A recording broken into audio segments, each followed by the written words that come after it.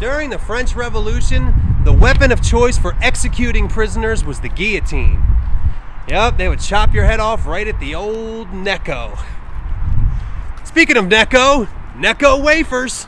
Snacks with Wax. For the first time ever on Snacks with Wax, I actually Wikipedia'd this thing and did research. These wafers were first produced in 1847 by the New England Confectionery Company, the same company that gave them their acronymic name.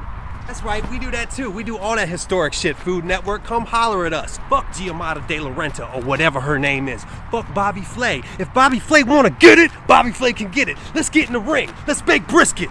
Let's bake brisket. These things are from 1847. They're 174 years old. To put that into perspective, remember your grandma's favorite candy, the Werther's Original? Those things are 100 years old, which means when those dropped, they were like fucking Tesla space age level technology compared to these ancient confections. People often talk about legacy. The guy who made the Necco Wafers didn't put his actual name on this like Werther did. You could argue that Werther did a better job leaving a legacy if you care about that. They're both dead anyway, but you know what I'm saying. If you care about that, Werther, his great-grandchildren are like, yeah, this is my fucking candy. I'm Tim Werther. You know what I'm saying? This guy's like, the New England Confectionery Company. Why didn't you just call it Smith's Tarts?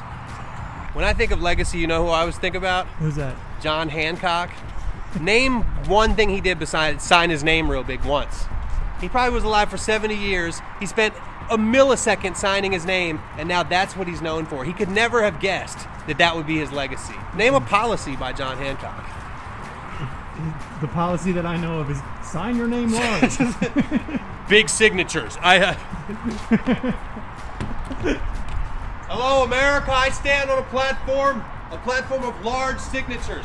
Font size, big. I have one policy and one policy only. Hand me any bill you want to hand me. I will sign it in a huge manner. I don't care what the policy is. I'll sign it. You need your insurance signed. I'll sign it. Tax forms, I'll sign it. I'm like the British and the colonials. I don't even care. If you wanted Necco Wafers when they first came out, you would have to have a mail order catalog and order them. Then 2 years later, the Pony Express would show up with your Necco Wafers. Unfortunately, your kids you ordered them for, they had already died of smallpox, and you were just happy that the Coca-Cola with the real cocaine arrived as well. A very popular method of transportation when these things were first out was this. The horse and buggy. Matter of fact, a horse and buggy driver who always had dust in his mouth all day, every day, just wanted to make his day more bearable, so he started eating sugar with it too. That's where he got the idea to make these fucking things. First of all, I just bought these. They're not even sealed. It looked like they rolled them like the way people roll up pennies. You know, just some amateur person rolled them. I think they went down to Cuba and got the worst cigar rollers. They were getting kicked out of Cuba because they couldn't roll cigars, and they picked them up at the Necco factory. You know what I'm saying? The original candy wafer. The only other time you ever hear wafer is like Nilla wafers and communion wafers, you know? Mm-hmm. This would be a great communion wafer if Jesus' body was made out of sugary chalk. But everybody knows that his body was made out of unseasoned styrofoam. It's in the Bible. Kids loved these so much when they first came out that a little girl in Massachusetts actually did recommend that they use these as a communion wafer. She was immediately burned at the stake. This is like candy cigarettes, but for a different addiction. It's candy methadone. It's a candy methadone wafer. This is what you take when you want to get off of candy heroin. Wafer sounds like a shoe. Sounds like a waterproof loafer, you know what I mean? If you had like a formal dinner at a swim-up bar, you'd have to put on your wafers first.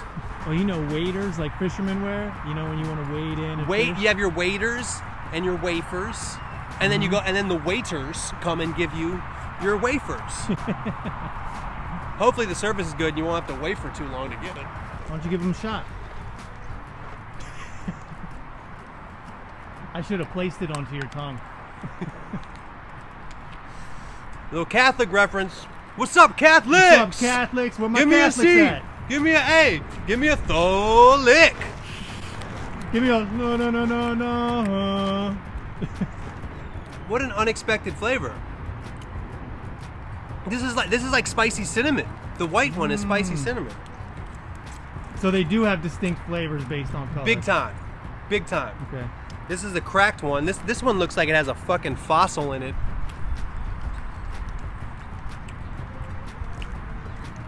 That was chocolate. Straight up chocolate flavor. Wow, that's bold. Dude, these are like the original Jelly Bellies. Like, this is like I thought this would just all taste like sugar, or like Pez or whatever. Yeah. This is kind of crazy. It's kind of amazing. What do you got here? What's your prediction on the blue? I mean, I would go raspberry, blue raz.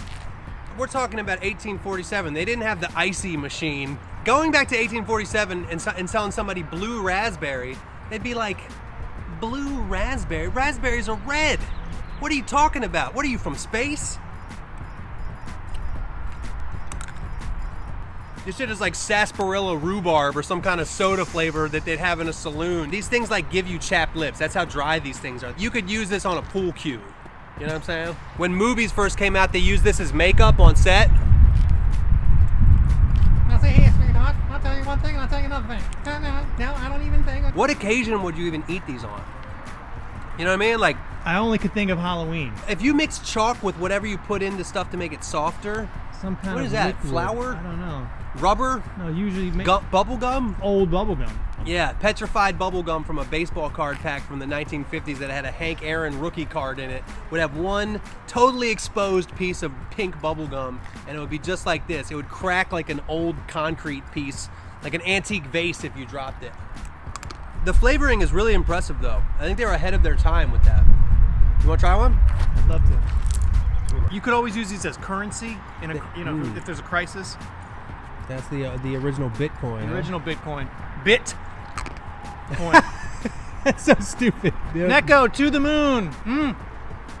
That's the chocolate. Okay. The chocolate one is like more time release. Like you don't even know it's chocolate till like 10 seconds after you eat it. Then it's like, it tastes like hot chocolate. When I was filming you, it had the most audible crunch of anything, even more than corn nuts, I'd say. Damn. Yo, this one? What is that flavor? This is like a spice cabinet. It tastes like cloves. Now I gotta taste the pink one. Pepto-Bismol. Exactly. These are like Tums. They should collab. It's still about the same like mass as a standard Tum, you know? I never heard somebody say Tums in a singular form before. A Tum. There's a pack of Tums. It's Yeah, a but you still one be Tum. like, let me get some Tums. Like Vicks, That might like be- it almost sounds like Tum is like Vicks Vapo Yeah, Rub, let me like get- Tums. Let me No, get some I think Tums that formula. might be my first time ever using it singularly as well. I'm not mad at it, to be honest with you. I keep eating them. I was very surprised by Necco Wafers today. I thought I was gonna hate these things, but you know what? With the texture, the flavor, the conversation, and quite frankly, the camaraderie, these things were really fun to eat. I give them an 8.5 out of 10. I've been kicked and spit on. I seen whatever could go wrong, go wrong. That's alright. I'll get up. Yes, I do. I'll push on. Necco Wafers were suggested by TheTatekei. Let us know in the comments, what should we review next?